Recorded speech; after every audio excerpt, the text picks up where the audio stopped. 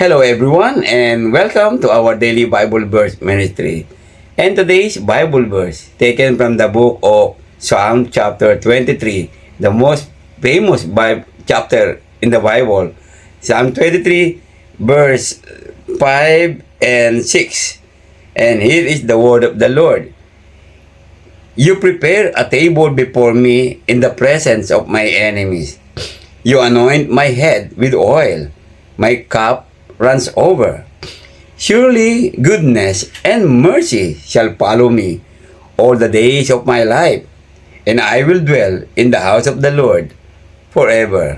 In Tagalog, ipinaganda mo ako ng salo-salo na nakikita pa nitong mga kalaban ko. Sa aking ulo, langis ay ibinubuhos na aking saro, pagpapalay lubos-lubos. Kabutihay pag-ibig mo sa akin di magkukulang. Siyang makakasama ko habang ako'y nabubuhay at magpakailanmay sa bahay ni Yahweh mananahan. In this Psalm chapter 23, God is reminding us that He is our shepherd, He is our protector, and He is our everything. In every trials we face, turbulence, persecution, He is always there.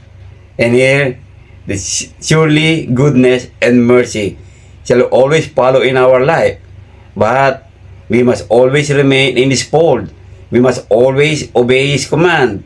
We must always allow His will to magnify in our life.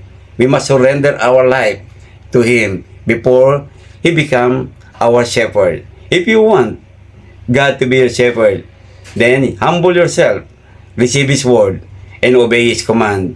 Kaya po sa umagang ito, ang awit na ito ni David ay nagpaalala sa atin na ang Diyos ang siyang lahat-lahat sa ating buhay. Wala ang Panginoon, wala tayo. Kaya kung nais mo magkaroon ng proteksyon, pagpapala, dito ihahanda sa iyo ng Panginoon ang lahat ng mga bagay sa buhay natin. Katulad ng ating binasa sa verse 5, naganda siya ng hapunan na nakikita pa ito ng mga iba. Sapagkat pinapakita ng Panginoon na siya ang provider nating lahat, siya ang nagbibigay ng ating mga pangangailangan, siya ang mag-iingat sa atin, siya ang magkakanlong sa atin sa oras ng ating kagipitan, sa oras ng ating mga suliranin sa buhay. Kaya po manatili tayong sumusunod, manatili po tayong nagpatuloy na nasa loob po ng koral ng Panginoon. Ang ibig po sabihin, patuloy tayong magpasakop, patuloy po nating hayaan ang kalooban ng Panginoon ang maghari sa ating buhay. Kaya po mga kapatid, sa araw-araw nating ginagawa, binabasa ang mga salita ng Panginoon Diyos. Ito po ay unawain natin. Ito po ay patuloy po nating namnamin nang sa ganoon tayo po ay lumago sa pananampalataya.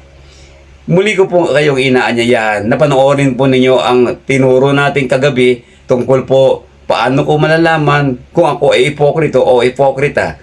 Panoorin po ninyo, malalaman po natin ang mga bagay-bagay na ito upang nasa ganoon, ang awit na ito na ating binasa ngayon, ang patuloy po ang Panginoon Diyos, ang siyang magiging ating pastol sa buhay.